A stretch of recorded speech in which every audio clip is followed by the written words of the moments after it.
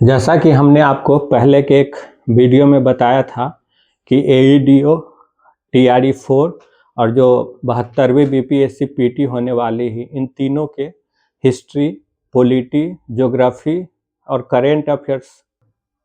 तो current affairs, history, geography, polity और current affairs की संपूर्ण तैयारी मैं आप लोगों को करवाऊंगा व्यवस्थित रूप से। और आज मैं हिस्ट्री को शुरू कर रहा हूं और हिस्ट्री में जिस पहले चैप्टर को मैं शुरू कर रहा हूं उसका नाम है पाषाण युग, स्टोन एज। पाषाण युग, स्टोन एज। तो पाषाण युग, स्टोन एज हम शुरू करें उससे पहले बहुत संक्षेप में हम दो चीज़ को जान लेते हैं। एक तो हम इतिहास के विभाजन को जान लेते हैं, इतिहास के विभाजन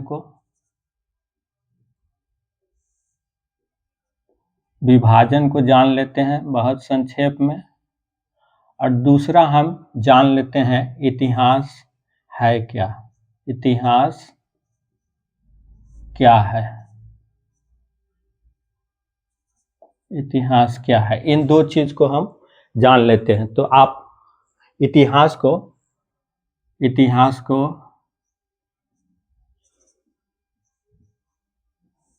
विश्व स्तर पे, केवल भारत ही नहीं संपूर्ण विश्व के स्तर पे इतिहास को 3 भागों में बांटा जाता है। अध्ययन की सुविधा के लिए इतिहास को 3 भागों में बांटा जाता है। प्राचीन, एंशिएंट,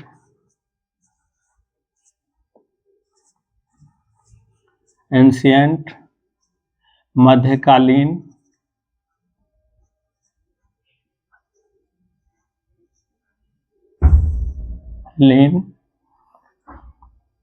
और आधुनिक।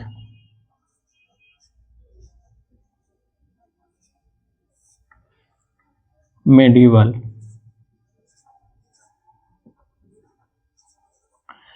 विश्व के स्तर पे इतिहास को 3 हिस्सों में बांट के पढ़ा जाता है। प्राचीन इतिहास, मध्यकालीन इतिहास और आधुनिक इतिहास। आधुनिक इतिहास 3 हिस्सों में बांटकर पढ़ा जाता है। अब ये जो प्राचीन इतिहास है जिसका हम अध्ययन सबसे पहले करेंगे, इस प्राचीन इतिहास को जे थॉमसन नामक व्यक्ति ने, जे थॉमसन नामक व्यक्ति ने 3 हिस्सों में बांटा। जे थॉमसन ने इसको 3 हिस्सों में बांटा। प्रस्तर युग, या इसी को आप पाषाण युग कहते हैं, प्रस्तर युग या पाषाण युग। उसके बाद कांस्य युग और तीसरा लौह युग। ये विभाजन किसने किया था? J Thomson. इस विभाजन को किसने किया था? J Thomson. जे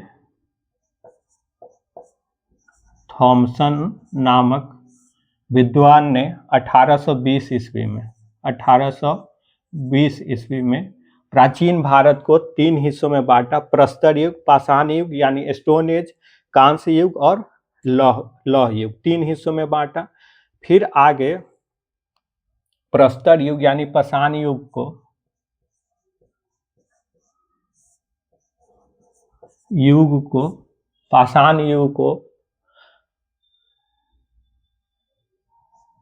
जॉन लुबाक, पाषाण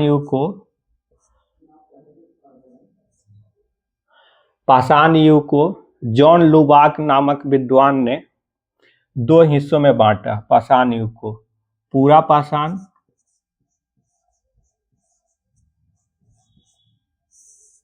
और नवपाषाण, इसको 2 हिस्सों में बांटा। पाषाण युग को 2 हिस्सों में बांटा, पूरा पाषाण युग, नवपाषाण युग। लेकिन फिर आगे चलकर एक और विद्वान हुए, उन्होंने कहा कि पूरा पाषाण और नवपाषाण के बीच में एक और युग आता है, एक और कालखंड आता है, और उसको उन्होंने क्या नाम दिया? उसको उन्होंने नाम दिया मध्यपाषाण काल।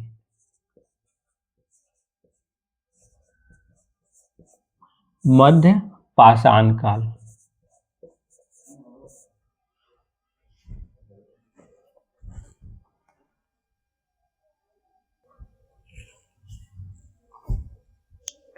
तो हमने आप लोगों को बताया क्या कि जे थॉमसन ने प्राचीन इतिहास को 3 हिस्सों में बांटा, प्रस्तर युग यानी पाषाण युग, कांस्य युग और लौह युग। और फिर पाषाण युग को जे मॉर्गन, जॉन लुबाक नामक विद्वान ने जॉन लुबाक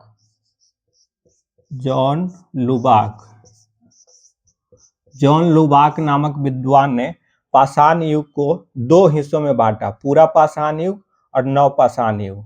इन 2 हिस्सों में बांटा जॉन लुबाक ने, पूरा पाषाण युग, नव पाषाण युग। और जो मध्य पाषाण काल है इसकी जानकारी जे मॉर्गन, मध्य पाषाण काल की जानकारी जे मॉर्गन नामक विद्वान ने अपने अध्ययन के आधार पे, अपने खुदाई और अन्वेषण के आधार पे उन्होंने जो जानकारी हासिल की उसके आधार पर उन्होंने बताया कि पूरा पाषाण युग और नव पाषाण युग के बीच में एक और कालखंड था जिसको इन्होंने जे मॉर्गन ने मध्य पाषाण काल या मेसोलिथिक एज का नाम दिया था। तो ये आपका पाषाण युग को जॉन लुबाक ने 2 हिस्सों में बांटा था, पूरा पाषाण युग, नव पाषाण युग। और फिर जे मॉर्गन नामक विद्वान ने कहा कि पूरा पाषाण और नव पाषाण युग के बीच एक और कालखंड था जिसको जे मॉर्गन ने मध्य पाषाण काल का नाम दिया। अब ये जो आपका पूरा पाषाण युग है, पूरा पाषाण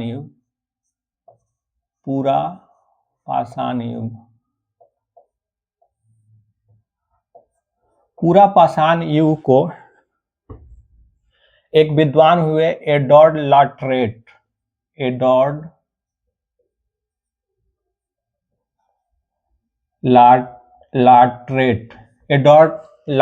ये फ्रांस के थे। एडोर्ड लाट्रेट ये फ्रांस के रहने वाले थे और इन्होंने एडोर्ड लाट्रेट ने पूरा पाषाण युग को 3 हिस्सों में विभाजित किया। इसको पूरा पाषाण युग को 3 हिस्सों में विभाजित किया। इसको उन्होंने नाम दिया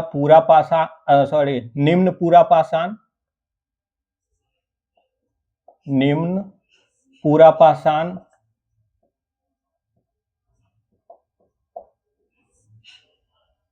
मध्य पूरा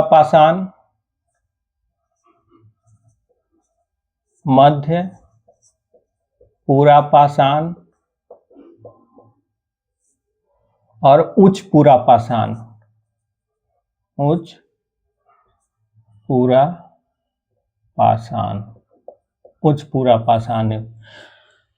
तो पूरा पाषाण युग को एडोर्ड लाट्रेट नामक विद्वान ने 3 हिस्सों में बांटा, निम्न पूरा पाषाण युग, मध्य पूरा पाषाण युग, उच्च पूरा पाषाण युग। तो ये इतिहास का विभाजन है। इतिहास को प्रारंभिक रूप से 3 हिस्सों में बांटा गया, प्राचीन इतिहास, मध्यकालीन इतिहास, आधुनिक इतिहास। फिर प्राचीन इतिहास को जे थॉमसन नामक विद्वान ने 1820 ईस्वी में, जे थॉमसन नामक विद्वान ने 1803 में प्राचीन इतिहास को 3 हिस्सों में बांटा, प्रस्तर युग, कांस्य युग, लौह युग। प्रस्तर युग या मानव इतिहास का वो कालखंड जिसमें मानव केवल पाषाण या पत्थर से बने हुए उपकरणों का ही इस्तेमाल करता था, उस युग को प्रस्तर युग या पाषाण युग कहा गया। कांस्य युग, इसके बाद कांस्य युग आया जिसमें मानव कांस्य से बने हुए उपकरणों का इस्तेमाल करता था। और उसके बाद लौह युग आया जिसमें मानव लोहे से बने हुए उपकरणों का इस्तेमाल करता था अपने जीवन में। तो इस आधार पे जो धातु के इस्तेमाल है मानव के द्वारा, उसके आधार पे जे थॉमसन ने इसको प्राचीन इतिहास को 3 हिस्सों में बांट दिया, पाषाण युग, कांस्य युग और लौह युग। फिर पाषाण युग को जॉन लुबाक नामक विद्वान ने 2 हिस्सों में बांटा, पूरा पाषाण युग और नव पाषाण युग। फिर इसके बाद एक और विद्वान आए जे मॉर्गन। उन्होंने जे मॉर्गन नामक विद्वान ने क्या कहा, इन्होंने कहा कि पूरा पाषाण युग और नव पाषाण युग के बीच में एक और युग था और उसका उन्होंने नाम दिया मध्य पाषाण काल। फिर आगे चल के पूरा पाषाण युग को फ्रांस के एक विद्वान थे एडोर्ड लाट्रेट, उन्होंने 3 हिस्सों में बांटा, निम्न पूरा पाषाण युग, मध्य पूरा पाषाण युग और उच्च पूरा पाषाण युग। तो ये रहा आपका इतिहास का विभाजन। अध्ययन की सुविधा के लिए इस तरह इतिहास का विभाजन किया गया है। अब हम थोड़ा सा ये भी देखते हैं कि इतिहास है क्या। बहुत संक्षेप में हम देखते हैं कि इतिहास क्या है।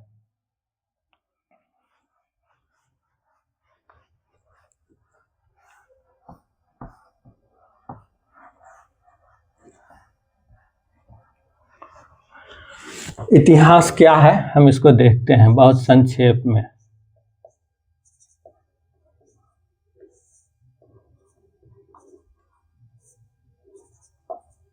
इतिहास क्या है, तो आमतौर पर जो सामान्य धारणा है वो ये है कि अतीत का अध्ययन इतिहास है, यानी बीते हुए कल का अध्ययन इतिहास है। अतीत, ये सामान्य धारणा है, अतीत का अध्ययन। लेकिन इतना ही संकुचित व्याख्या इतिहास की नहीं है। इतिहास सिर्फ अतीत का अध्ययन है, इतना ही नहीं है। ये सही है कि इतिहास में हम अतीत का अध्ययन करते हैं, लेकिन ये कहना कि इतिहास अतीत का अध्ययन है, ये सही नहीं है। इतिहास अतीत का अध्ययन है, लेकिन एक इसमें कुछ चीजें हैं। एक तो हम अतीत के सभी घटनाओं का अध्ययन नहीं करते हैं इतिहास में। अतीत की हम सभी घटनाओं का अध्ययन नहीं करते हैं। अगर अतीत के अगर हम सभी घटनाओं का अध्ययन करते हैं इतिहास में, तो हर परिवार के अतीत का एक अतीत होता है, हर गांव का एक अतीत होता है, हर व्यक्ति का एक अतीत होता है। तब तो इतिहास में इतना सारे चीज आ जाता है जिसको हम पढ़ ही नहीं पाते। पढ़ना मानव के लिए संभव ही नहीं है। इसीलिए पहली बात कि अतीत की सभी चीजों का अध्ययन किया जाता है, ये गलत है। अतीत के सभी घटनाओं का अध्ययन नहीं किया जाता, बल्कि अतीत के कुछ महत्वपूर्ण घटनाओं का अध्ययन किया जाता है। कुछ महत्वपूर्ण घटनाओं का अध्ययन, महत्वपूर्ण, कुछ महत्वपूर्ण घटना।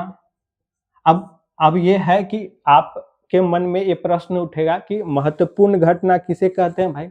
तो महत्वपूर्ण घटना वो होता है जिससे कोई बड़ा देश है तो पूरा देश, पूरा विश्व, या फिर एक मान लिया बिहार है तो बिहार में एक एग्जाम्पल के तौर पे आप लीजिए कि बिहार के मुख्यमंत्री जी ने कोई स्टेटमेंट दिया, तो जाहिर है उसका प्रभाव पूरे बिहार के स्तर पे होगा, बिहार के बाहर देश के स्तर पर भी होगा।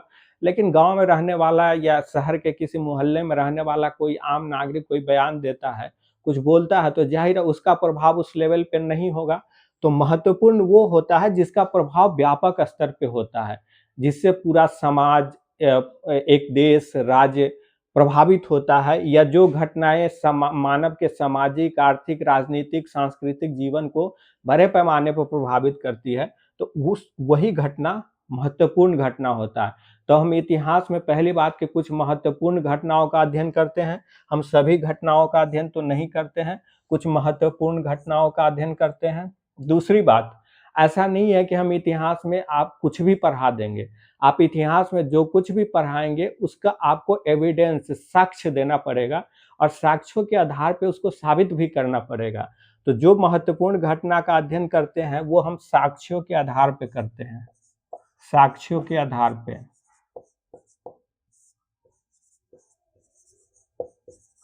साक्ष्यों के आधार पे करते हैं। अब ये साक्ष्य आप आगे पढ़ेंगे कि ये साक्ष्य दो प्रकार का होता है। एक तो साहित्यिक साक्ष्य होता है जो लिखे हुए के रूप में है, साहित्यिक, और एक होता है पुरातात्विक, पुरातात्विक, साहित्यिक और पुरातात्विक। पुरातात्विक साक्ष्य उस साक्ष्य को कहते हैं जो मानव हजारों साल पहले या सैकड़ों साल पहले मानव ने जिन चीजों का इस्तेमाल किया और उसके अवशेष जो अभी प्राप्त हो रहे हैं खुदाई में या अलग अलग जगहों पे, उसके आधार पे जो हम इतिहास बना रहे हैं वो पुरातात्विक साक्ष्य है। और साहित्यिक साक्ष्य है जो लिखित रूप में हमारे पास उपलब्ध है, उस आधार पर जो हम इतिहास बना रहे हैं, जो इतिहास का निर्माण करते हैं, वो है उसको हम साहित्यिक साक्ष्य कहते हैं। तो इतिहास में हम साक्ष्यों के आधार पर अध्ययन करते हैं। तीसरी बात यह है कि हम इसका अध्ययन क्रमबद्ध रूप से करते हैं, क्रमबद्ध रूप से इसका अध्ययन करते हैं। ऐसा नहीं है कि इतिहास में का अध्ययन है तो इतिहास के किसी घटना को कहीं रख दीजिए, या प्राचीन भारत की घटना को बाद में पढ़ा दीजिए, आधुनिक भारत की घटना को पहले। ऐसा नहीं होता। इतिहास को क्रमबद्ध रूप से इसीलिए अध्ययन किया जाता है क्योंकि जो घटना घटित होती है उसका कोई एक कारण होता है। तो कारण पहले होता है, पहले कोई कारण उत्पन्न हुआ और फिर उस कारण से कोई घटना घटित हुई। ठीक, तो इतिहास में ये कार्य कारण संबंध इसी को कहा जाता है, कार्य कारण संबंध। कार्य कारण संबंध यानी किसी कारण से कोई घटना घटित हुई, तो जाहिर है पहले तो कारण हुआ फिर घटना घटित हुई, तो पहले तो कारण को पढ़ाना होगा, फिर उस कारण से जो घटना घटित हुई, फिर उस घटना के जो प्रभाव हुए। तो इस रूप में क्रमबद्ध रूप से आप सिस्टमैटिकली पढ़ाएंगे इतिहास में चीजों को। तो क्रमबद्ध रूप से इतिहास में हमने देखा 3 चीजें अभी तक। इतिहास में कुछ महत्वपूर्ण घटनाओं का अध्ययन किया जाता है, साक्ष्यों के आधार पर अध्ययन किया जाता है और क्रमबद्ध रूप से अध्ययन किया जाता है। तो इतिहास, इस आधार पे हम इतिहास का एक डिफिनीशन अब तैयार कर सकते हैं। और इसमें एक और चीज आप जोड़ सकते हैं कि वर्तमान के नजरिए से, वर्तमान के नजर से, यानी जो अतीत में जो घटनाएं घटित हुई उसका अध्ययन हम करते हैं, तो हम आज हमारी जो समझ बनी हुई है उसके नजरिए से हम अतीत के चीजों को समझने की कोशिश करते हैं। आज की हमारी जो समझ है वो आज की परिस्थितियों के आधार पर बनी हुई है, लेकिन हम अपने उसी समझ की, जो आज की परिस्थितियों के आधार पर हमारी समझ बनी हुई है, उसी समझ के आधार पर हम अतीत की घटनाओं का विश्लेषण करने की कोशिश करते हैं।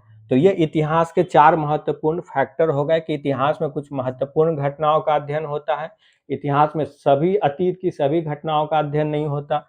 दूसरा, साक्ष्यों के आधार पर अध्ययन होता है, यानी इतिहास में जो कुछ भी पढ़ाया जाएगा उसके साक्ष्य, पर्याप्त साक्ष्य देने पड़ेंगे। तीसरा, उसका अध्ययन क्रमबद्ध रूप से किया जाएगा। और चौथा है कि वो अध्ययन वर्तमान के नजरिए से होगा। तो अब हम एक डिफिनीशन तैयार कर लेंगे कि इतिहास अतीत की महत्वपूर्ण घटनाओं का, अतीत की महत्वपूर्ण घटनाओं का साक्ष्यों के आधार पर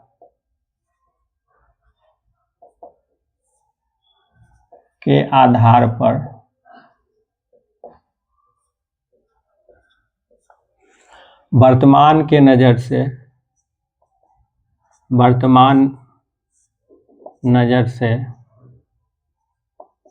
वर्तमान नजरिए से क्रमबद्ध अध्ययन है।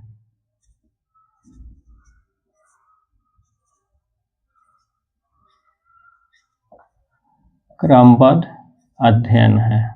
तो इतिहास क्या है? इतिहास अतीत की महत्वपूर्ण घटनाओं का साक्ष्यों के आधार पर वर्तमान नजरिए से क्रमबद्ध अध्ययन ही इतिहास है। अब एक महत्वपूर्ण विद्वान है E.H. कार। E.H. कार एक महत्वपूर्ण विद्वान है, E.H. कार।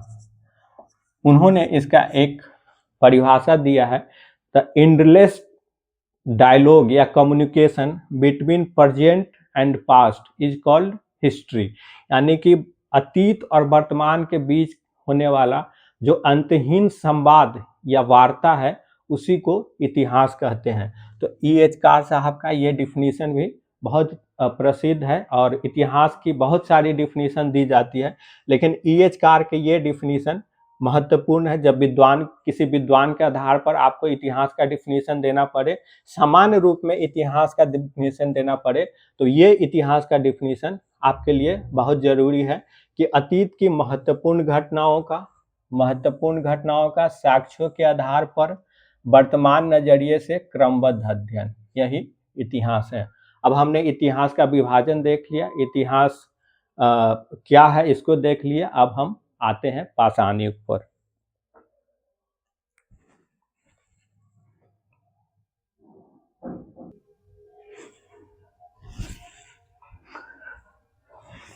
हम पाषाण युग को हमने डिवाइड कर लिया है और हमने आपको पहले ही बताया था कि पाषाण युग को 3 हिस्सों में विभाजित किया गया। पूरा पाषाण युग, पैलियोलिथिक एज, मध्य पाषाण युग, मेसोलिथिक एज और नव पाषाण युग, नियोलिथिक एज। तो पूरा पाषाण काल का अवधि कब से कब है?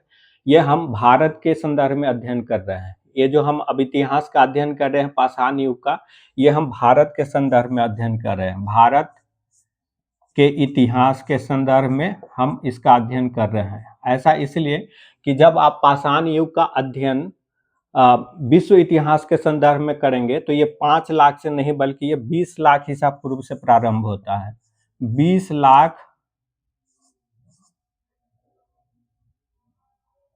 20 लाख ईसा पूर्व। ये अगर आप विश्व संदर्भ में पाषाण युग का अध्ययन करेंगे तो वो 20 लाख ईसा पूर्व से प्रारंभ होता है, लेकिन अगर आप भारत के संदर्भ में इसका अध्ययन करेंगे तब ये आपका 5 लाख ईसा पूर्व से इसका शुरुआत होता है पाषाण काल का। तो पाषाण काल को हम 3 हिस्सों में बांटते हैं और इस युग को हम पाषाण काल क्यों कहते हैं? क्योंकि इस युग में मानव का जीवन जो है उसमें उसका आधार पाषाण यानी पत्थर से बने हुए उपकरणों पर ही आधारित था। इस समय मानव के पास टेक्नोलॉजी के नाम पे अगर कुछ था तो वो पत्थर और पत्थर से बने हुए उपकरण, पत्थर को तोड़ करके वो उपकरण बनाता था। टेक्नोलॉजी या तकनीक के नाम पर मानव के पास सिर्फ इतना ही था, पत्थर से बने हुए उपकरण। और ये जो पत्थर से बने हुए उपकरण थे, इसी से वो जानवरों का शिकार करता था और जानवरों के मांस से अपना पेट भरता था। एक समय तक ऐसा माना जाता था कि मानव का जीवन पाषाण युग में मुख्यतः जानवरों के मांस पर ही निर्भर था। यानी जो आप जानते हैं कि पाषाण युग में का जो मानव था वो हंटर और गैदरर था। हंटर और गैदरर मतलब होता है शिकारी और संग्राहक। शिकारी और संग्राहक। शिकार वो जानवरों का करता था और कंद मूल फल पेड़ से प्राप्त होने वाली जो चीज थी उसका वो संग्रहण करता था। उसका क्या करता था? संग्रहण करता था अपना पेट भरने के लिए। तो ये दो उसके पेट भरने या कहिए उसके जीविकोपार्जन के ये दो ही साधन थे, शिकार और संग्रहण। तो बहुत समय तक ऐसा माना जाता था कि जो पाषाण युग था उसका उस समय के मानव के का जीवन मुख्य तौर पे शिकार पे ही आधारित था। यानी जो संग्रहण यानी कंद फल फूल का जो भूमिका थी वो बहुत ही नगण्य थी। लेकिन बाद में ऐसा माना गया कि नहीं, शिकार नहीं बल्कि जो संग्रहण था, जो कंद मूल फल फूल पेड़ से प्राप्त होते थे जंगली उत्पाद, वही उसके जीवन में बड़ी भूमिका निभा रहा था। क्योंकि जो मांस था, मान लिया वो जानवर का शिकार किया तो मांस ज्यादा समय तक टिक नहीं पाता था, वो खराब हो जाता था। लेकिन ये जो पेड़ से प्राप्त होने वाले जो उत्पाद थे वो लंबे समय तक टिक पाता था। तो फिर ऐसा माना गया कि नहीं, संग्रहण जो था वो मुख्य भूमिका निभा रहा था और शिकार की भी भूमिका थी, लेकिन बड़ी भूमिका संग्रहण की थी। तो चूंकि मानव जीवन में उस समय तकनीक के नाम पर पत्थर से बने हुए उपकरण थे और उसी उपकरण का वो इस्तेमाल करके अपना जानवर का शिकार करता था, तो इसीलिए 5 लाख ईसा पूर्व से लेकर के और यहाँ हमने नवपाषाण काल, देखिए पूरा पाषाण काल का अवधि यहाँ पे है 5 लाख बीसी से 10,000 बीसी यानी बिफोर कॉमन एरा। बीसीई का मतलब हुआ before common era. Before common era मतलब हुआ हिंदी में इसको कहते हैं ईसा पूर्व। तो ये 5 लाख ईसा पूर्व से 10,000 ईसा पूर्व तक है। मध्य पाषाण काल 10,000 से 8,000 ईसा पूर्व तक है और नव पाषाण काल 8,000 से 2,500 ईसा पूर्व और नीचे हमने 1,000 ईसा पूर्व भी लिखा है। ऐसा क्यों लिखा है वो मैं आपको बताता हूँ। पहले बताता हूँ कि ये 10,000 से 8,000 ईसा पूर्व, अमूमन आप हर जगह आपको पूरा पाषाण युग भारतीय इतिहास के संदर्भ में 5 लाख से 10,000 वर्ष पूर्व के बीच में मिलेगा। और मध्य पाषाण काल 10,000 ईसा पूर्व से प्रारंभ होता है। लेकिन यहाँ ये खत्म कब होता है, इसको लेकर इतिहासकारों में या विद्वानों में कई तरह की राय है। तो यहाँ आपको कहीं कहीं ये लिखा हुआ मिलेगा 10,000 ईसा पूर्व से 6,000 ईसा पूर्व तक भी आपको कहीं लिखा हुआ मिलेगा बीसीई तक। कहीं आपको 7,000 ईसा पूर्व भी मिलेगा बीसीई। लेकिन आपको उस पर जाना नहीं है, क्योंकि ये जो विभाजन है, इस विभाजन का आधार जो है वो ये है कि जो पूरा पाषाण काल है उस काल में मानव का जीवन केवल शिकार और संग्रह पर आधारित था। लेकिन मध्य पाषाण काल की विशेषता ये है कि यहाँ मानव के जीवन में पशुपालन का प्रवेश होता है। पशुपालन पशुपालन का प्रवेश होता है। तो अब पशुपालन का काम जरूरी नहीं है कि भारत के एक सभी हिस्सों में एक ही साथ या एक ही दिन प्रारंभ हो जाए। हो सकता है किसी क्षेत्र में पशुपालन का काम अभी प्रारंभ हुआ हो, किसी दूसरे क्षेत्र में बहुत दिनों बाद 500 साल, 1000 साल बाद आरंभ हुआ हो या 200 साल बाद आरंभ हुआ हो। तो चूंकि मध्य पाषाण काल जो है इसका मुख्य आधार ही पशुपालन है, यानी वो कालखंड जिसमें पशुपालन की प्रवेश हो गया था मानव जीवन में। ये तो शिकार और संग्रह तो था ही, लेकिन पशुपालन का प्रवेश हो गया था। तो चूंकि पशुपालन जो है उसको ध्यान में रख करके ये काल विभाजन किया गया है। तो पहले तो इसका आमतौर पे 6000 ईसा पूर्व तक माना जाता था और नवपाषाण युग 6000 से बाद माना जाता था। लेकिन नवपाषाण युग की विशेषता ये है कि कृषि की शुरुआत, नवपाषाण युग में कृषि की शुरुआत हुई, कृषि की शुरुआत, एग्रीकल्चर का काम शुरू हुआ। ये नवपाषाण युग की विशेषता है। लेकिन आप ये सोचें कि कृषि की शुरुआत भी पूरे भारत में एक साथ तो हुई नहीं होगी, किसी क्षेत्र में पहले हुई होगी, किसी क्षेत्र में बाद में हुई होगी। तो आमतौर पर यह माना जाता था अभी तक कि जो मेहरगढ़ है बलूचिस्तान में, मेहरगढ़ जो है बलूचिस्तान में, वहां पर कृषि की शुरुआत 7000 ईसा पूर्व में हुई। वहां 7000 ईसा पूर्व में कृषि की शुरुआत हुई। ये माना जाता था कुछ साल पहले तक। और ये माना जाता था कि जो भारतीय उपमहाद्वीप है, जिसमें आपको भारत के अलावा पाकिस्तान भी आता है, तो अब बांग्लादेश भी आता है, तो ये जो भारतीय उपमहाद्वीप है इसमें कृषि की पहली शुरुआत मेहरगढ़ से हुई और 7000 ईसा पूर्व में हुई। लेकिन हाल के वर्षों में उत्तर प्रदेश में एक जिला है संत कबीर नगर, उत्तर प्रदेश में एक जिला है संत कबीर नगर, वहां से एक 8000 ईसा पूर्व से, 8000 ईसा पूर्व से ही कृषि के शुरुआत का साक्ष्य प्राप्त हुआ है। उत्तर प्रदेश में जो संत कबीर नगर है, वहां से 8000 ईसा पूर्व से ही कृषि के शुरुआत की जानकारी पिछले कुछ समय में आई है। जब से ये जानकारी आई है तब से यहाँ पे जो मध्य पाषाण काल का विभाजन 10,000 से 7,000 या 6,000 ईसा पूर्व था, उसको अब नहीं माना जाता है। चूंकि नवपाषाण काल की मुख्य विशेषता ही है कृषि, और कृषि के जानकारी संत कबीर नगर से 8000 ईसा पूर्व से ही प्राप्त होने लगी थी।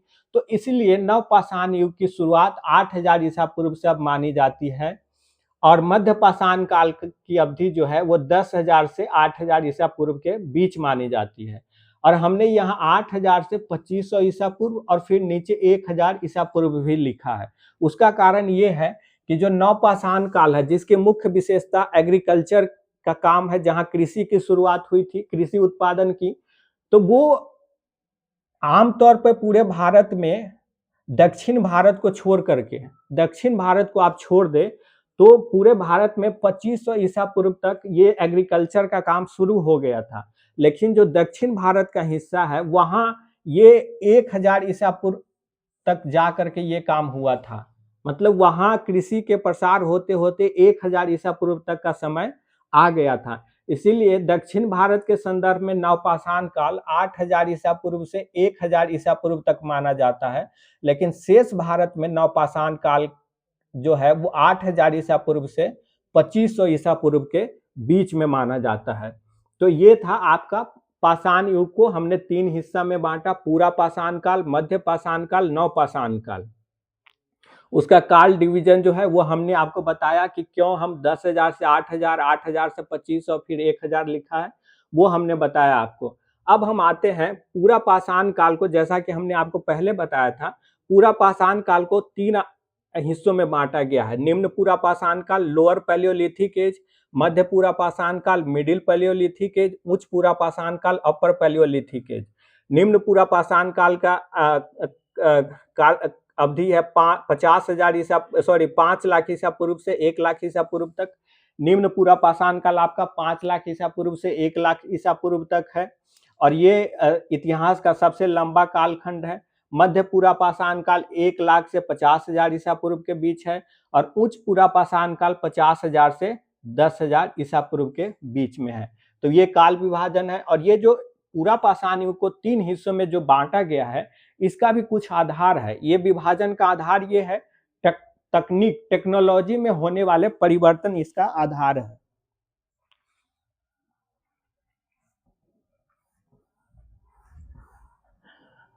इसका आधार क्या है? टेक्नोलॉजी, तकनीक में होने वाला परिवर्तन। तो जो पूरा पाषाण युग को हम निम्न पूरा पाषाण काल जो है, निम्न पूरा पाषाण काल, उससे जैसे जैसे आगे बढ़ता जाता है मानव, उसके जो पत्थर से बनने वाले उपकरण थे उसका आकार छोटा होता जाता है, ज्यादा धारदार होता जाता है, और जो जिन रॉ मटेरियल्स, कच्चे माल, यानी जिन पत्थरों से वो उपकरण बनाते हैं वो पत्थर भी बदलता चला जाता है। जैसे आप देखेंगे निम्न पूरा पाषाण काल में वो क्वार्टजाइट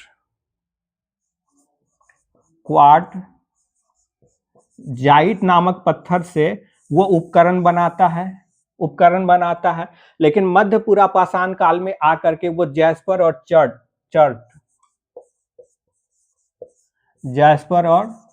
चर्ट नामक पत्थरों का इस्तेमाल करने लगता है। तो इस तरह जिन उपकरणों से जिन पत्थरों से वो अपना उपकरण बनाता है, वो पत्थर भी बदलता चला जाता है, प्लस इनके जो उपकरण थे वो भी बदलता चला जाता है, उसके रूप भी बदलते चले जाते हैं।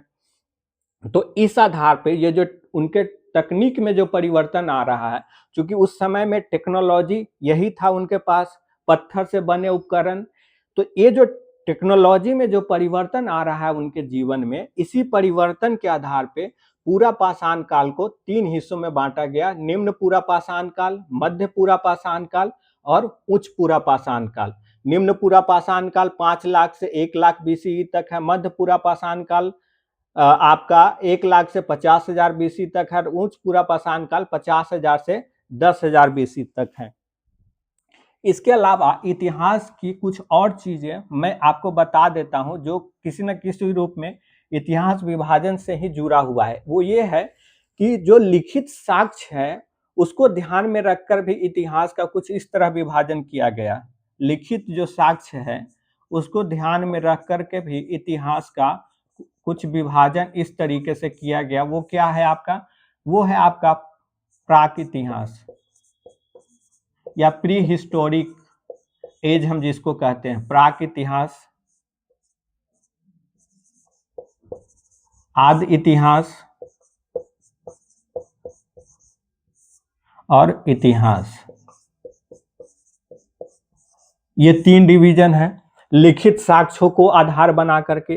तो प्राक इतिहास कौन है? मानव इतिहास का वो कालखंड जिसके विषय में कोई लिखित जानकारी हमारे पास उपलब्ध नहीं है, उस कालखंड को हम प्राक इतिहास कहते हैं, जिसमें आपका पाषाण युग आता है। ये जो पाषाण युग है वो आपका प्राक इतिहास में आता है, यानी इतिहास का वो कालखंड जिसके बारे में हमारे पास कोई लिखित साक्ष्य उपलब्ध नहीं है, उसी कालखंड को हम प्राक इतिहास कहते हैं। और पाषाण युग इसी प्राक इतिहास में आता है। दूसरा है आद्य इतिहास, इसको प्रोटो हिस्ट्री कहते हैं, इसको प्री हिस्ट्री, इसको प्रोटो हिस्ट्री। तो प्रोटो हिस्ट्री क्या है? इतिहास का वो कालखंड जिसके बारे में लिखित साक्ष्य तो उपलब्ध है, लेकिन उस साक्ष्य को हम पढ़ नहीं पाए हैं अब तक। लिखित साक्ष्य उपलब्ध है लेकिन लिपि यानी उनके स्क्रिप्ट को नहीं पढ़ने के कारण उस लिखित साक्ष्य को हम पढ़ नहीं पा रहे हैं। तो इतिहास के वो कालखंड को हम आदि इतिहास कहते हैं, यानी प्रोटो हिस्ट्री कहते हैं। इस आदि इतिहास में आपको आता है सिंधु घाटी की सभ्यता, सिंधु घाटी की जो सभ्यता है वो आदि इतिहास में आता है कि सिंधु घाटी सभ्यता के विषय में लिखित साक्ष्य उपलब्ध है, लेकिन उसके लिपि को पढ़ा नहीं जा सका, इसीलिए उस साक्ष्य का हम इस्तेमाल नहीं कर पा रहे हैं। और तीसरा है इतिहास, यानी वो कालखंड, मानव सभ्यता का वो कालखंड जिसके बारे में हमें लिखित साक्ष्य उपलब्ध है और जिसको हम पढ़ भी पा रहे हैं, उसको हम इतिहास कहते हैं। यानी लिखित साक्ष्य उपलब्ध है और हम उसको पढ़ पाने में सक्षम है, उसको हम इतिहास कहते हैं। तो लिखित साक्ष्यों के आधार पे जो इतिहास का डिवीजन है वो कुछ इस तरह है: प्राक इतिहास, आदि इतिहास और इतिहास। जिस कालखंड के बारे में कोई लिखित साक्ष्य उपलब्ध नहीं है उसको हम प्राक इतिहास कहते हैं, जिसमें आपका पाषाण युग आता है या ताम्र पाषाण युग आता है। और आद्य इतिहास जिसके बारे में लिखित साक्ष्य, इतिहास का वो कालखंड जिसके बारे में लिखित साक्ष्य तो उपलब्ध है लेकिन उसकी लिपि को नहीं पढ़ पा रहे हैं, इसीलिए उस लिखित साक्ष्य का हम इस्तेमाल नहीं कर पा रहे हैं, तो उस कालखंड को हम आद्य इतिहास कहते हैं। और इतिहास मानव का वो कालखंड, मानव इतिहास का जिसके बारे में लिखित साक्ष्य उपलब्ध भी है और जिसको हम पढ़ भी पा रहे हैं, उसे हम इतिहास कहते हैं। तो ये भी एक विभाजन का आधार है, इतिहास में विभाजन का आधार है। आइए अब हम एक एक करके इन तीनों का अध्ययन करते हैं, पूरा पाषाण युग, मध्य पाषाण युग और नव पाषाण युग। इन तीनों का हम एक एक करके अध्ययन करते हैं।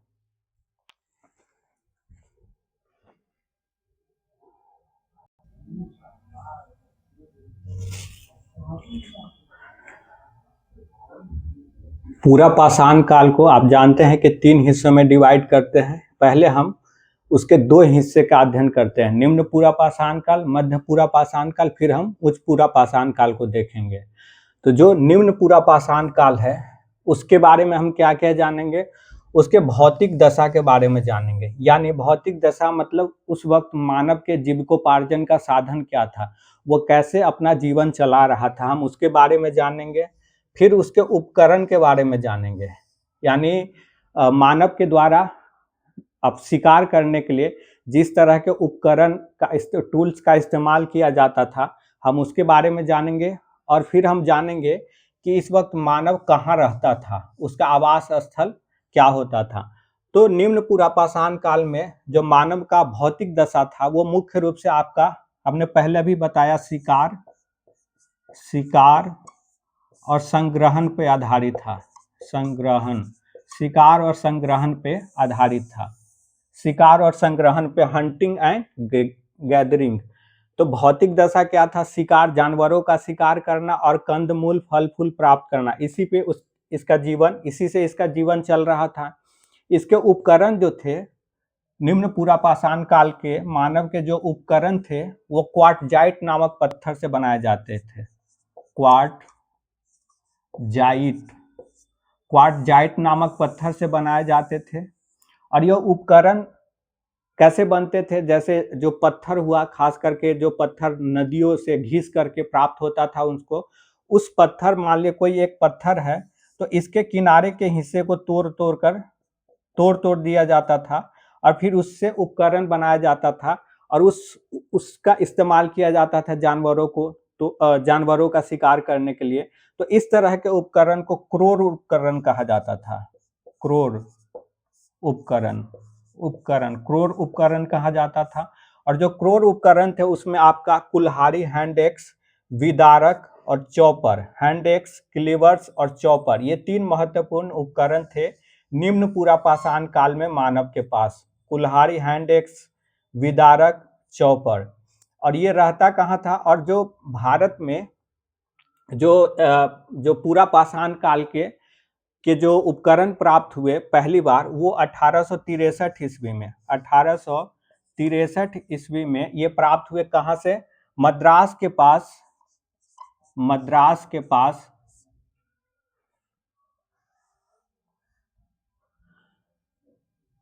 पल्लावरम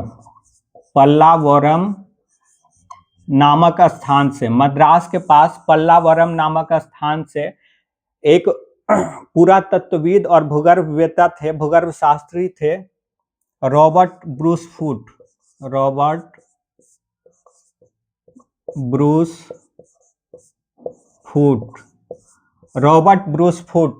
जो रॉबर्ट ब्रूस फूट नामक जो पुरातत्वविद और भूगर्भ शास्त्री थे, भूगर्भवेत्ता थे, उन्हीं को ये पहला उपकरण उन्हीं ने खोजा। कहाँ, मद्रास के पल्लवरम नामक स्थान पर। और जो उपकरण उन्होंने खोजा उसका नाम क्या है, कुल्हाड़ी। जो उपकरण उन्होंने खोजा उसका नाम क्या, हैंड एक्स, कुल्हाड़ी। तो भारत में पाषाण काल का पहला उपकरण 1863 में मद्रास के नजदीक पल्लवरम नामक स्थान पर रॉबर्ट ब्रूस फूट को मिला था।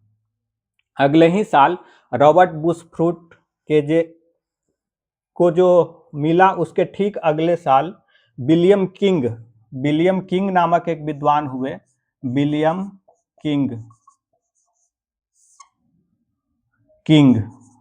किंग नामक विद्वान हुए।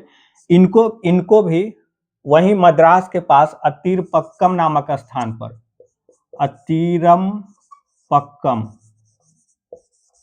अतिरपक्कम नामक स्थान पर पूरा पाषाणकालीन एक उपकरण प्राप्त हुआ था। तो 1863 में रॉबर्ट ब्रूस फुट, जो कि एक भूगर्भ वेत्ता और पुरातत्वविद थे, उनको मद्रास के नजदीक पल्लवरम में एक हैंड एक्स पूरा पाषाण काल का प्राप्त हुआ था। और फिर विलियम किंग को अतिरपक्कम के पास भी पूरा पाषाण काल का उपकरण प्राप्त हुआ था। और इस काल में मानव द्वारा जो उपकरण उपयोग किए जाते थे वो थे कुल्हाड़ी, विदारक और चौपर। और अब है कि निम्न पूरा पाषाण काल में मानव रहता कहाँ था। तो निम्न पूरा पाषाण काल का मानव पहाड़ी गुफाओं में रहता था या खुले आसमान के नीचे नदी तट के किनारे रहता था। पहाड़ी गुफा में रहता था या खुले आसमान के नीचे नदी के किनारे रहा करता था। ये इनका निम्न पूरा पाषाण काल की जो मुख्य बातें थी कि उनका भौतिक दशा यानी उनके जीविकोपार्जन का साधन क्या था, वो शिकार करने के लिए किन उपकरणों का इस्तेमाल करते थे, वो उपकरण किस तरह के किन पत्थरों से बनाए जाते थे, और फिर इस काल के मानव रहता कहाँ था। ये 3 निम्न पूरा पाषाण काल की बातें हैं। इसके अलावा निम्न पूरा पाषाण काल के विषय में और कुछ भी उपलब्ध नहीं है। न तो वहाँ समाज का ठीक से विकास हो पाया, न राजनीति था, न धर्म थी, न संस्कृति, कुछ नहीं था। तो इसीलिए इसके बारे में इतना ही। अब हम आते हैं मध्य पूरा पाषाण काल। तो मध्य पूरा पाषाण काल का जो भौतिक दशा है ये भी उसी तरह का था जैसे निम्न पूरा पाषाण काल है। निम्न पूरा पाषाण काल में जिस तरह मानव शिकार और संग्रहण के द्वारा अपना जीविका चला रहा था, उसी तरह यहाँ भी मानव शिकार और संग्रह के द्वारा अपना जीविका चला रहा था। उपकरण यहाँ आकर के मानव के उपकरण में कुछ आपको बदलाव देखने को मिलेंगे मध्य पूरा पाषाण काल में।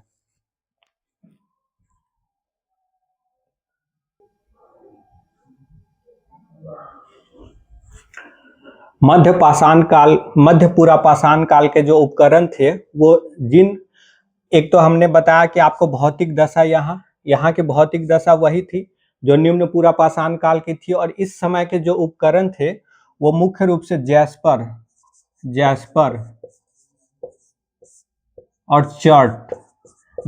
और चर्ट नामक पत्थर से बनाए जाते थे। जैस्पर और चर्ट यहाँ किस से बनाए जाते थे, यहाँ क्वार्टजाइट से बनाए जाते थे। और यहाँ जैस्पर और चर्ट नाम के पत्थर से उपकरण बनाए जाते थे। और जो उपकरण बनाए जाते थे वो क्या थे, छिद्रक, जिसको इंग्लिश में बोरर कहा जाता है, बोरर, छिद्रक और छीलक।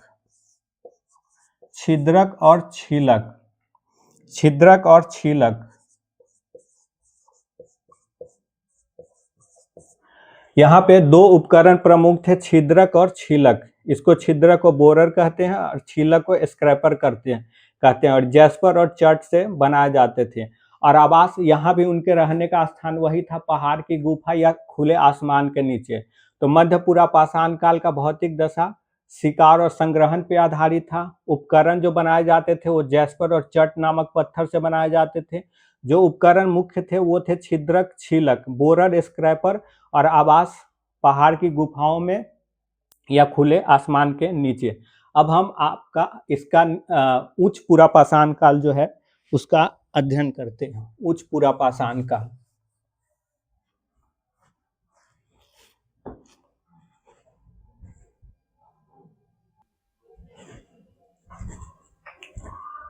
भारत के संदर्भ में प्रारंभ में ऐसा माना जाता था कि सिर्फ पूरा पाषाण काल के 2 ही फेज है, निम्न पूरा पाषाण काल और मध्य पूरा पाषाण काल।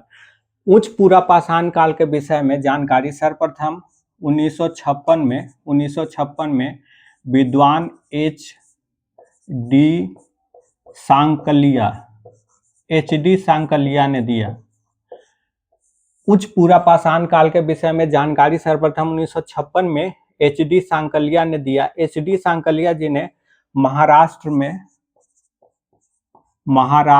के अहमदनगर जिले में नेवासा एक स्थल है। नेवासा एक स्थल है। वहीं पर प्रवरा नदी के तट पर प्रवरा नदी के तट पर नेवासा नामक स्थल जो है, नेवास है। नेवास नामक जो स्थल है अहमदनगर में, प्रवरा नदी के तट पे, महाराष्ट्र के अहमदनगर जिले में, यहीं पे उन्होंने खुदाई की और खुदाई में कुछ पाषाण काल के अवशेष प्राप्त किया। उसका उन्होंने अध्ययन किया और उस अध्ययन के आधार पर उन्होंने ये बताया कि नहीं, भारत में तीनों ही पूरा पाषाण काल के तीनों ही फेज मिलते हैं। यानी कि यहाँ निम्न पूरा पाषाण काल भी था, मध्य पूरा पाषाण काल भी था और उच्च पूरा पाषाण काल भी था। तो ये भारत में उच्च पूरा पाषाण काल की जानकारी 1956 में HD सांकलिया ने दिया था। उन्होंने नेवास, जो महाराष्ट्र के अहमदनगर जिले में है, वहां पे उन्होंने खुदाई की थी और उसके आधार पर उन्होंने यह जानकारी दी थी उच्च पूरा पाषाण काल के। अब हम देखते हैं उच्च पूरा पाषाण काल की भौतिक दशा क्या थी। यहाँ के भौतिक दशा यानी उच्च पूरा पाषाण काल के लोग भी जीविकोपार्जन के लिए वही शिकार और संग्रह पे आधारित थे। शिकार और संग्रहण पे आधारित थे। शिकार और संग्रहण पे आधारित थे। इनके उपकरण क्या थे? देखिए, जो पत्थर के उपकरण थे वो इस वक्त भी बनते रहे, और जो पत्थर के प्रमुख उपकरण थे,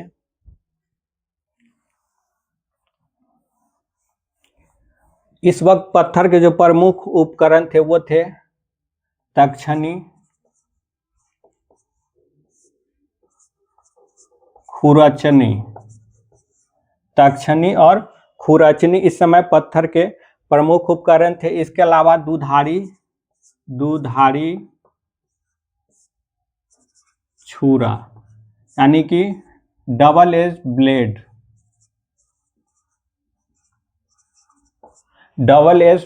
ब्लेड्स, दुधारी छुरा, तक्षणी, खुरचनी, दुधारी छुरा, तो ये इनके उपकरण थे। तक्षणी है, इसका इस्तेमाल ये करते थे नक्काशी यानी कि चित्र बनाने में इसका इस्तेमाल करते थे। तक्षणी का इस्तेमाल किसमें करते थे? चित्र बनाने में। और खुरचनी का इस्तेमाल करते थे जानवर या जो पेड़ है उसके छाल को छीलने में, यानी जानवर के छाल को जानवर के ऊपर, शरीर के ऊपरी हिस्सा जो होता है खाल, उसको उतारने के लिए या पेड़ की छाल को उतारने के लिए ये इसका इस्तेमाल करते थे खुरचनी का। और दुधारी छुरा था, इसका इस्तेमाल ये काटने के लिए करते थे। तो ये उपकरण इनके क्या थे? तक्षणी, खुरचनी और दुधारी छुरा। लेकिन इस काल में उपकरण के स्तर पर एक बड़ा परिवर्तन ये हुआ कि मानव अब हड्डी और लकड़ी का उपकरण भी बनाने लगा था। मानव इस काल में आकर के, उच्च पूरा पाषाण काल में आकर के, हड्डी एवं लकड़ी का उपकरण भी बनाने लगा था। उच्च पूरा पाषाण काल में यह एक बड़ा परिवर्तन है कि वो हड्डी और लकड़ी का उपकरण भी बनाने लगा था। अब तक उपकरण जो बनाए जाते थे वो केवल पत्थर के ही बनाए जाते थे। उनका आवास वही था जो इससे पहले के निम्न पूरा पाषाण काल और मध्य पूरा पाषाण काल के लोगों का था। आग की खोज एक महत्वपूर्ण उपलब्धि थी उच्च पूरा पाषाण काल की। आग की खोज, उच्च पूरा पाषाण काल के मानव ने आग की खोज की। इसकी प्रारंभिक जानकारी इसको ऐसे मिली कि जब आंधी तूफान आता था तो दो पेड़ के दो डाल जो आपस में टकराते थे तो उससे एक चिंगारी निकलती थी। उसी के आधार पर इनको आग की जानकारी हुई और फिर बाद में ये पत्थरों को रगड़ के या आपस में टकरा करके पत्थरों को ये आग की खोज किए और आग का इस्तेमाल इन्होंने करना शुरू कर दिया। तो उच्च पूरा पाषाण काल की एक बड़ा उपलब्धि है आग का आविष्कार। एक पहली उपलब्धि ये थी कि यहाँ हड्डी और लकड़ी के उपकरण बनने लगे थे उच्च पूरा पाषाण काल में। दूसरी उपलब्धि ये है कि यहाँ पे आग का आविष्कार हुआ और ये आग के आविष्कार होने से मानव अब जो जानवरों के मांस थे उसको पका करके खाना शुरू कर दिया। वस्त्र, एक तीसरी उपलब्धि थी वस्त्र। अब इस काल में आकर के मानव ने वस्त्र पहनना शुरू कर दिया, और जो इनके प्रारंभिक वस्त्र होते थे वो चमड़े से, चर्म से बनते थे। जानवर के चमड़ों का इस्तेमाल करते थे ये वस्त्र के रूप में, या पेड़ के जो छाल होते थे उसका भी इस्तेमाल ये वस्त्र के रूप में करने लगे थे उच्च पुरापाषाण काल में। और उच्च पुरापाषाण काल की उच्च पुरापाषाण काल में आकर के मानव के अंदर कला का भी विकास हुआ, कला की भावना, और जो मानव के भीतर कला का विकास हुआ इसकी जानकारी हमें मध्य प्रदेश में एक जिला है रायसेन। मध्य प्रदेश में एक जिला है रायसेन, यहीं पे एक पहाड़ी गुफा है भीमबेटका नामक स्थान पे। भीमबेटका नामक स्थान पे एक पहाड़ी गुफा है, और इसी गुफा से हमें उच्च पुरापाषाण काल के मानव के कला की जानकारी प्राप्त होती है। ये मानव उच्च पुरापाषाण काल के मानव पहाड़ की गुफाओं के भीतर वो मानव द्वारा जानवरों के शिकार करते हुए चित्रकारी इन्होंने की थी, चित्र बनाया था। तो ये मध्य प्रदेश के भीमबेटका से प्राप्त होता है। और भीमबेटका की जो ये चित्रकला है इसकी खोज 1957 में वीएस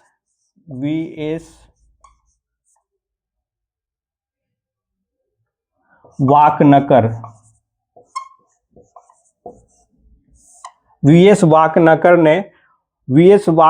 ने 1957 में दी थी। वीएस वाकनकर ने 1957 में दी थी। जो भीमबेटका की गुफा है जहां से उच्च पुरापाषाण काल के मानव के चित्रकारी के अवशेष मिले हैं, उसकी खोज 1957 में किसने की थी? वीएस वाकनकर ने 1957 में वीएस वाकनकर ने की थी। तो उच्च पुरापाषाण काल में आकर के मानव जो पेंटिंग भी सीख लिया था, यानी वो चित्रकला की जानकारी उन्हें हो गई थी, वो चित्र बनाने लगे थे।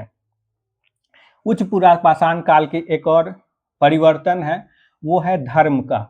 अब यहाँ पे उच्च पुरापाषाण काल में मानव के जीवन में धर्म का प्रवेश हो गया। मानव के जीवन में धर्म का प्रवेश हुआ, और यहाँ पे मानव मातृदेवी की पूजा करने लगा था। और इसके मातृदेवी के पत्थर से बने हुए कुछ इस तरह के साक्ष्य मिले हैं। मातृदेवी की जो प्रतिमा पत्थर के बने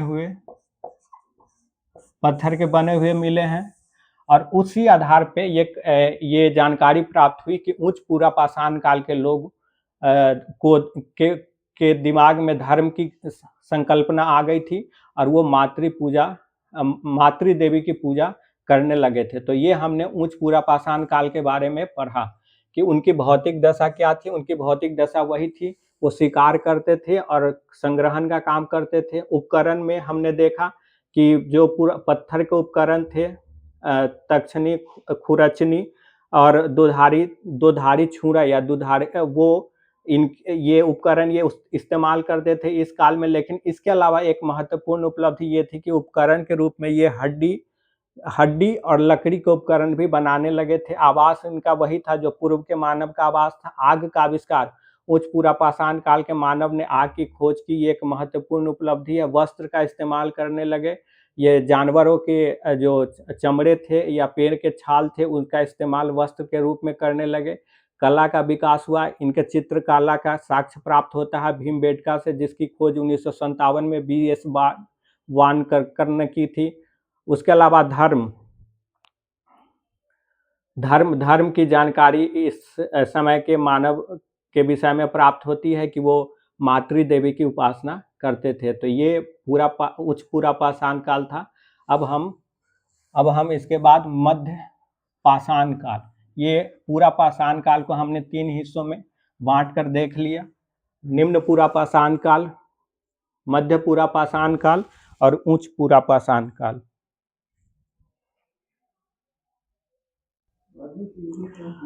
भारत के संदर्भ में मध्य पाषाण काल, भारत के संदर्भ में मध्य पाषाण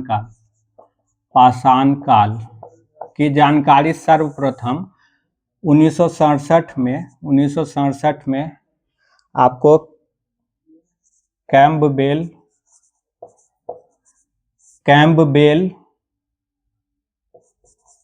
कार्लाइल। भारत के संदर्भ में मध्यपाषाण काल की जानकारी सर्वप्रथम 1967 में कैम्पबेल कार्लाइल ने दी थी, जब इन्होंने विंध्य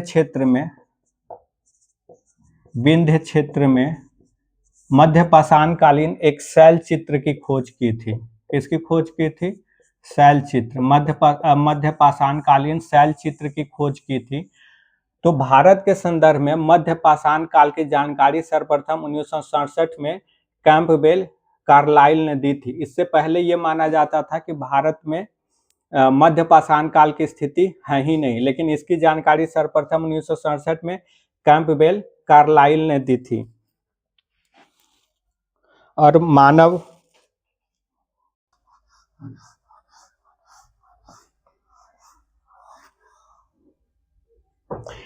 तो हमने आपको बताया कि भारत के संदर्भ में मध्यपाषाण काल की जानकारी सर्वप्रथम कैम्पबेल कार्लाइल ने दी थी।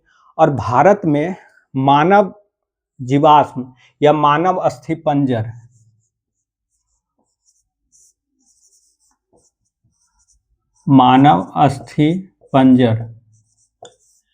के साक्ष्य, भारत में मानव के जीवाश्म या मानव अस्थिपंजर के साक्ष्य सर्वप्रथम मध्यपाषाण काल के ही प्राप्त होते हैं। सर्वप्रथम मध्यपाषाण काल के ही प्राप्त होते हैं। सर्वप्रथम मध्यपाषाण काल के ही प्राप्त होते हैं। और ये कहाँ से प्राप्त होते हैं? मध्य प्रदेश में नर्मदा नदी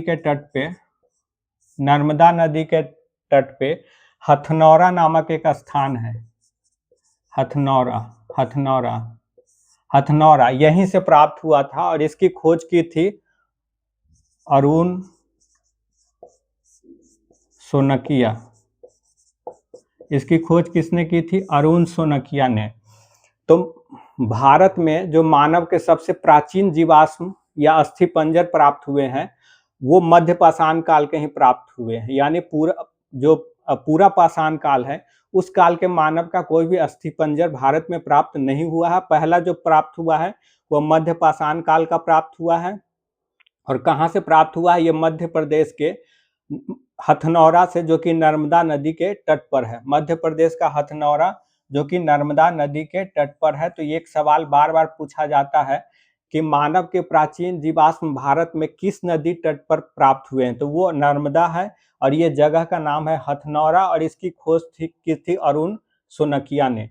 तो ये आपका मध्यपाषाण काल का भारत के संदर्भ में मध्यपाषाण काल की जानकारी है। अब हम भारत के संदर्भ में मध्यपाषाण काल की अलग अलग विशेषताओं को देखते हैं। भौतिक दशा, तो मध्यपाषाण काल का मानव अब शिकार और संग्रह से आगे बढ़ चुका था। मध्यपाषाण काल का मानव अब शिकार और संग्रह से आगे बढ़ चुका था। और यहाँ इसके जीविकोपार्जन में पशुपालन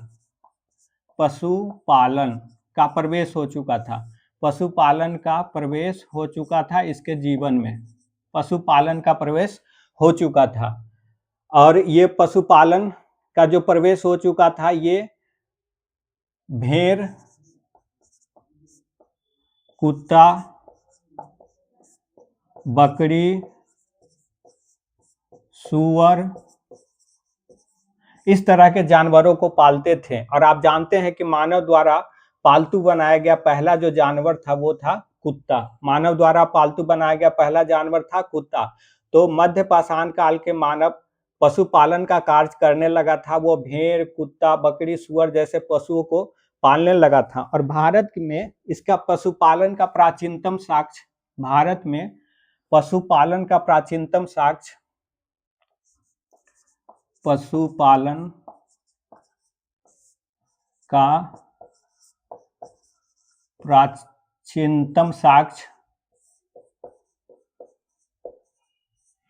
मध्य प्रदेश के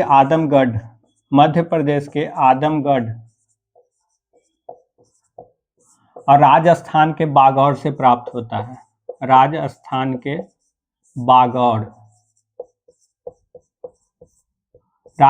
के बागौर से प्राप्त होता है। भारत में पशुपालन का प्राचीनतम साक्ष्य मध्य प्रदेश के आदमगढ़ और राजस्थान के बागौर से प्राप्त होता है। तो इस काल में मध्य पाषाण काल के मानव शिकार और संग्रह से आगे बढ़कर पशुपालन का काम करने लगा था, और भारत में जो पशुपालन का प्राचीनतम साक्ष्य प्राप्त होता है वो मध्य प्रदेश के आदमगढ़ और राजस्थान के बागौर से। ये क्वेश्चन एग्जाम में बार बार पूछा जाता है। अगला है उपकरण। उपकरण मध्य पाषाण काल के उपकरणों में माइक्रोलिथ उपकरण, माइक्रोलिथ उपकरण, माइक्रोलिथ उपकरण यानी इसको कहते हैं सूक्ष्म पाषाण उपकरण, सूक्ष्म पाषाण उपकरण यानी कि छोटे स्तर के, बहुत ही छोटे स्तर के उपकरण बनने लगे थे। और जो माइक्रोलिथ छोटे स्तर के उपकरण बन रहे थे उसमें बेधनी और खुरचनी, बेधनी और खुरचनी का प्रमुख स्थान था। इसके अलावा मध्य पाषाण काल में ही प्रक्षेपास्त्र तकनीक का विकास हुआ। मध्य पाषाण काल में ही प्रक्षेपास्त्र तकनीक, यानी प्रक्षेपास्त्र तकनीक उसको कहते हैं जिसमें हम फेंक करके मारते हैं, तो प्रक्षेपास्त्र तकनीक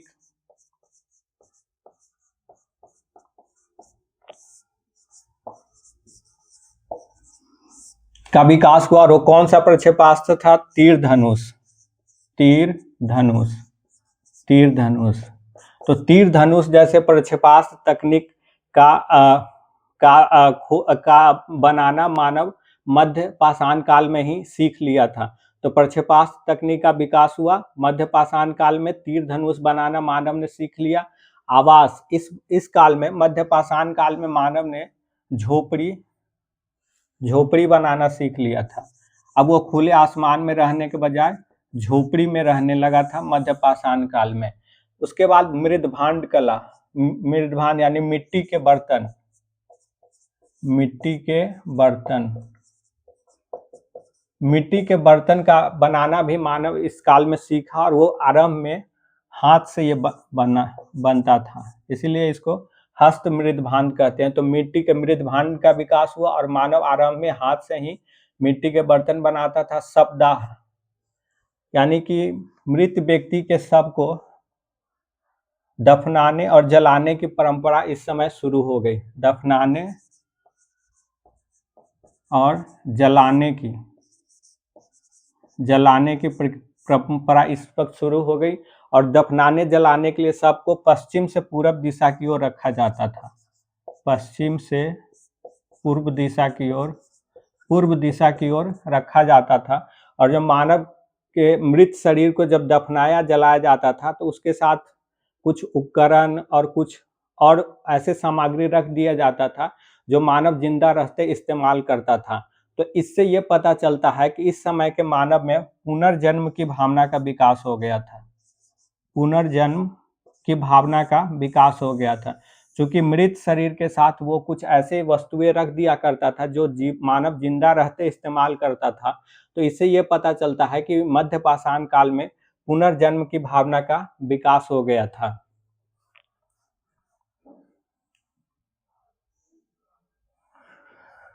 अब कला हमने देखा कि उच्च पूरा पाषाण काल में मानव चित्रकारी सीख लिया था, लेकिन इस समय तक आकर कुछ और भी वो बनाने लगा था, जैसे पत्थरों से या हड्डी से, पत्थर से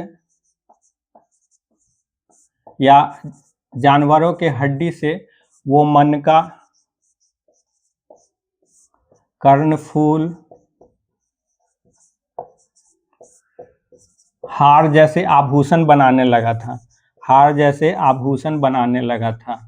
तो वो उच्च पूरा पाषाण काल में जो मानव सिर्फ चित्र बनाता था, वो इस मध्य पाषाण काल में आकर के मनका, कर्णफूल, हार जैसे आभूषण भी बनाने लगा था। तो ये मध्य पाषाण काल की जानकारी रही। मध्य पाषाण काल के कुछ प्रमुख स्थल हैं जहाँ से मध्य पाषाण काल की जानकारी प्राप्त हुई है, उसके बारे में देखते हैं। एक है लंघनाज, एक है आपका महदहा, महदहा, एक है आपका सराय नाहर राय, सराय नाहर राय, और एक है दमदमा, दमदमा। ये मध्य पाषाण काल के भारत में 4 प्रमुख स्थल है जिसके विषय में जानना जरूरी है। ये जो लंघनाज है, लंघनाज ये आपका गुजरात में है।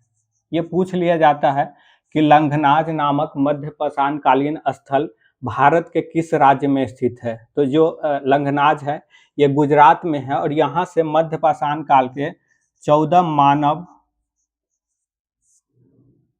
कंकाल प्राप्त हुए हैं। यहाँ से गुजरात, लंघनाज जो कि गुजरात में है, यहाँ से 14 मानव कंकाल प्राप्त हुए हैं और ये मानव कंकाल किस काल के हैं? मध्यपाषाण काल के हैं। हमने पहले आपको बताया था कि मध्यपाषाण काल के मानव की जीवाश्म की जानकारी सर्वप्रथम आपको नर्मदा नदी के तट पे हथनौरा से प्राप्त होता है जो कि मध्य प्रदेश में है। लेकिन उसके अलावा इस काल के मानव के जीवाश्म की इन स्थलों से भी प्राप्त होता है, जिसमें लंघनाज गुजरात में है और यहाँ से मध्यपाषाण काल के 14 मानव कंकाल प्राप्त हुए हैं। इसके अलावा महदहा, सराय नहराय और दमदमा, ये तीनों ही उत्तर प्रदेश के प्रतापगढ़ जिला में है। उत्तर प्रदेश के प्रतापगढ़ जिला में स्थित है। ये तीनों ही उत्तर प्रदेश के प्रतापगढ़ जिला में स्थित है। और जो महदहा है, यहाँ से हड्डी एवं सींग, जानवर के सींग के उपकरण प्राप्त हुए हैं। महदहा जो उत्तर प्रदेश के प्रतापगढ़ में, यहाँ से हड्डी एवं सींग के उपकरण प्राप्त हुए हैं।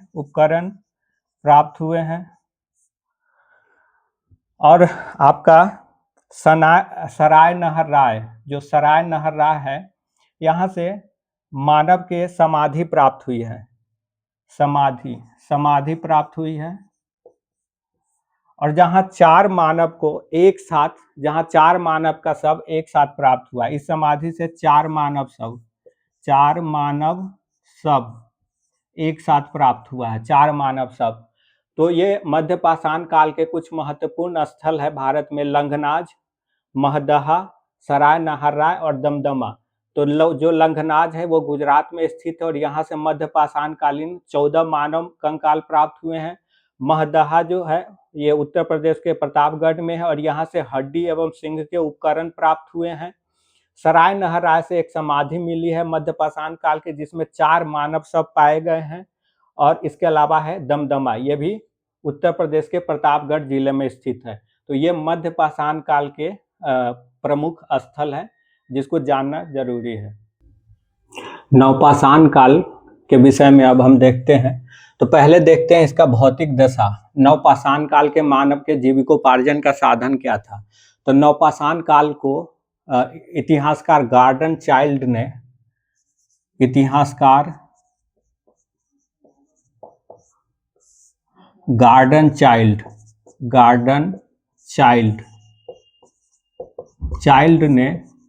नवपाषाण काल को नवपाषाण क्रांति की संज्ञा दी है। नवपाषाण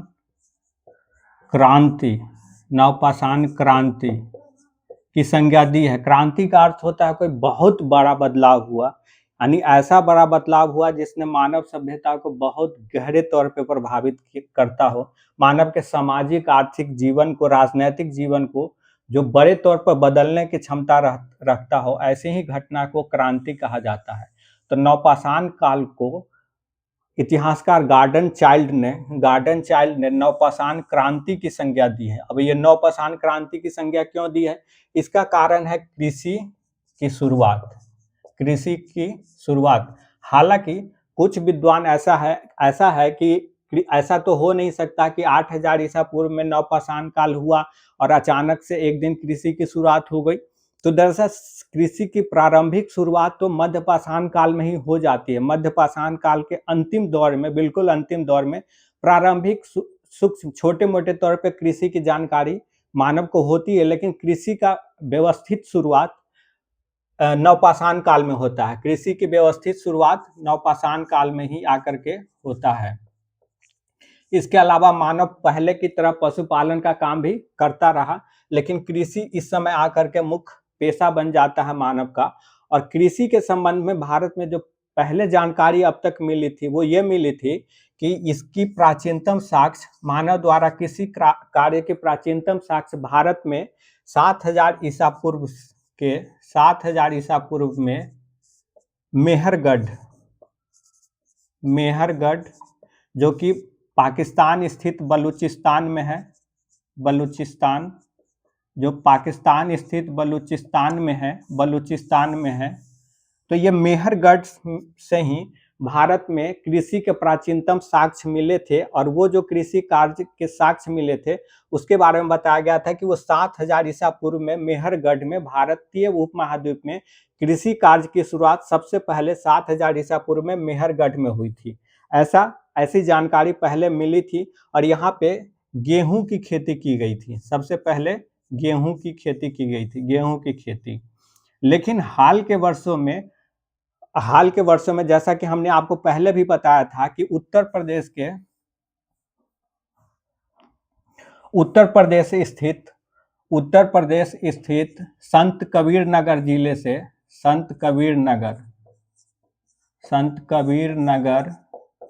से के लहुरा देव नामक स्थल से लगभग 9000 ईसा पूर्व से 7000 ईसा पूर्व के बीच चावल के खेती के साक्ष्य प्राप्त हुए हैं। किसके? चावल की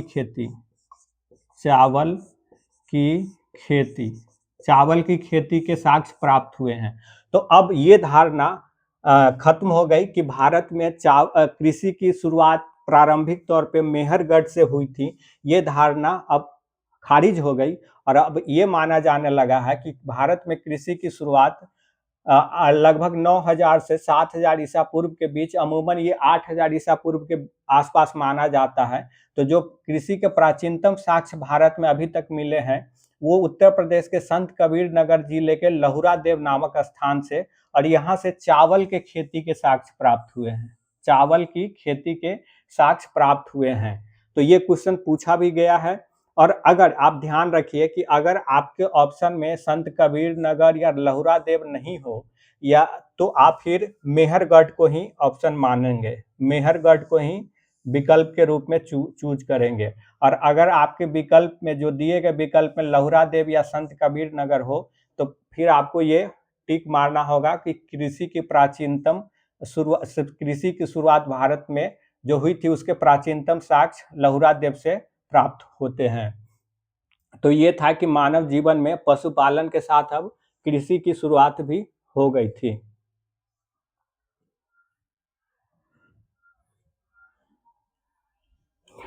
आवास, अब इस काल में आकर के मानव आवास बनाने लगा था। वो आवास उसका किस तरह का होता था? वो धरती के नीचे मिट्टी खोदकर धरातल के नीचे आवास घर बनाता था, जिस अंडाकार या वृत्ताकार आवास बनाता था पृथ्वी के नीचे, और इसको ऊपर से ढक देता था। ये जानवर के चमड़े से तंबू बना करके इसको ढक देता था, या फिर घास फूस से इसको ढक देता था। तो इस काल में आकर मानव धरातल को खोद करके अपना अंडाकार या वृत्ताकार आवास भी बनाने लगा था, और इसके साक्ष्य आपको जम्मू कश्मीर के बुर्ज होम से प्राप्त हुए हैं। बुर्ज होम और गुफकराल ये दोनों जम्मू कश्मीर स्थित नवपाषाण कालीन स्थल है, और बिहार स्थित नवपाषाण कालीन स्थल है सारण जिले में है चिरांद। सारण जिले में एक जगह है चिरांद जो नवपाषाण कालीन स्थल है, और ये बिहार में स्थित है। इसके अलावा बुर्ज होम, गुफकराल ये जम्मू कश्मीर में स्थित है, और यहीं से वृत्ताकार अंडाकार जो आवास है उसके साक्ष्य प्राप्त होते हैं। तो इस समय आकर मानव आवास भी अपना घर बनाने लगा था, मिट्टी के गड्ढे खोद करके।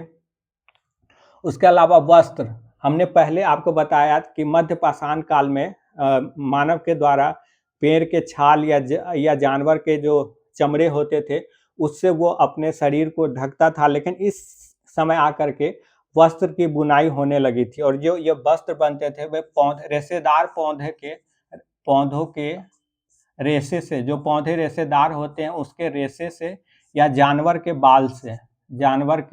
बाल से ये वस्त्र इस समय बनाया जाने लगा था। मृदभांड, हमने आपको मध्य पाषाण काल में बताया था कि मानव मिट्टी का बर्तन बनाने लगा था हाथ से। नवपाषाण काल के शुरुआत में भी मानव हाथ से ही मिट्टी का बर्तन बनाता था, लेकिन आगे चलकर ये चाक का आविष्कार कर लिया गया। चाक का आविष्कार हुआ और फिर चाक पर मिट्टी के बर्तन बनाए जाने लगे। अगला है समाज। नवपाषाण काल में चूंकि कृषि की शुरुआत हो गई थी, तो कृषि का लाभ तभी आपको प्राप्त होगा जब आपने जहाँ कृषि कार्य किया है वहाँ पे रहेंगे। इससे पहले जब मानव यहाँ से वहाँ शिकारी और संग्रहण का जीवन जीता था, तब वो जानवर के शिकार में यहाँ से वहाँ जाता रहता था, वो अपना स्थान लगातार बदलता रहता था। लेकिन जब आपने कृषि कार्य शुरू किया, तो कृषि जो फसल आपने लगाया है उसका लाभ आपको तभी मिलेगा जब वहाँ पर आप रहेंगे। तो इससे क्या हुआ, ग्राम और समाज का विकास हुआ। कृषि की शुरुआत ने ग्राम और समाज की अवधारणा को जन्म दिया और लोग एक साथ रहने लगे और ग्राम और समाज का विकास हुआ। कला, चित्रकला की जानकारी पहले थी। उसके अलावा हमने आपको पहले भी बताया है कि मध्य पाषाण काल में मनका, कर्ण, फूल, हार पत्थरों से, हड्डी से, इस तरह के चीजों से बनाए जाते थे या अर्ध कीमती पत्थरों से, वो यहाँ भी यथावत चलता रहा। धर्म भी मध्य पाषाण काल में जैसा था वैसा यहाँ चलता रहा। नवपाषाण काल में भी मातृ देवी की पूजा होती रही नवपाषाण काल में। अब अगला है कुछ प्रमुख स्थल। तो हमने आपको पहले भी बताया था कि बुर्ज होम, गुफकराल, चिरांद, ये नवपाषाण काल के कुछ प्रमुख स्थल है। और ये जो चिरांद है ये बिहार में सारण जिले में स्थित है। बुर्ज होम और गुफकराल ये जम्मू कश्मीर में स्थित है। तो इस तरह हमने पूरा पाषाण काल को पढ़ा और आगे के वीडियो में हम सिंधु घाटी सभ्यता को पढ़ेंगे।